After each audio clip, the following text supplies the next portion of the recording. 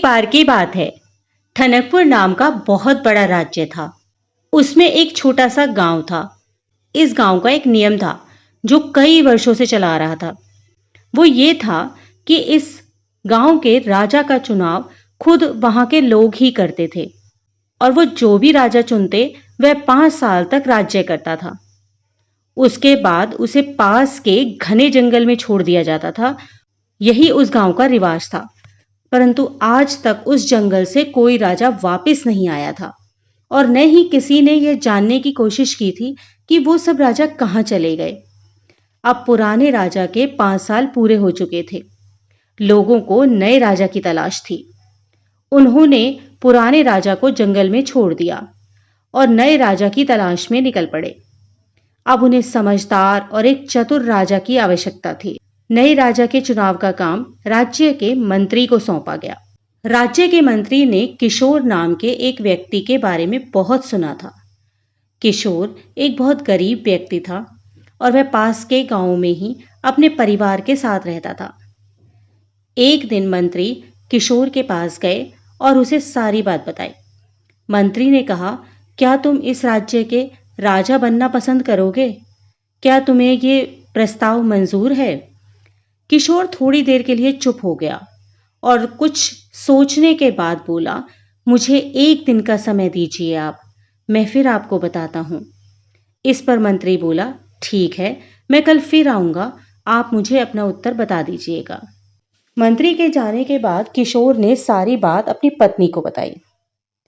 तो पत्नी खुश होते हुए बोली कि एक तरफ तो वो तुम्हें राजा बनने का अवसर दे रहे हैं, फिर भी आपने 1 दिन का समय मांगा। इसमें इतना क्या सोचना है? हमारी सारी गरीबी दूर हो जाएगी। आप तुरंत हाँ बोल दीजिए। किशोर ने कहा, लेकिन क्या तुम जानती हो कि इस राज्य का नियम है कि पूरे 5 साल होने के बाद वह राजा को बदल देते हैं और पास के जंगल में छोड़ देते हैं, जहां से आज तक कोई भी राजा वापस नहीं आ पाया है और किसी को यह तक पता नहीं है कि वह राजा कहाँ गए, उनका क्या हुआ, किसी जंगली जानवर ने उन्हें मार दिया या कोई भूत बला उन्हें उठा कर ले गई।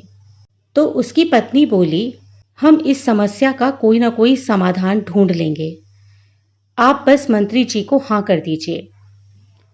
1 दिन पूरा होने के बाद किशोर मंत्री के पास गया और बोला, मुझे आपका प्रस्ताव मंजूर है, परंतु मेरी एक शर्त है कि मैं उस जगह को देखना चाहता हूं जहां सभी राजाओं को आप छोड़कर आते हो। मंत्री बोले, ठीक है, और मंत्री ने उसे वह जगह दिखा दी। किशोर ने देखा चारों ओर घना जंगल था, वहां जानवर भी हो सकते थे। फिर वह वहां से चला गया और राजा बनने के बाद उसने सबसे पहला जो काम किया वह था कि वह उस जंगल में गया और उस जंगल को साफ करवाने का आदेश दिया। वहां लोगों के रहने की व्यवस्था की, रोजगार उपलब्ध कराए और जंगल को साफ करके एक नया नगर बसा दिया। कुछ समय बाद किशोर को राजा बने हुए 5 साल पूरे हो गए।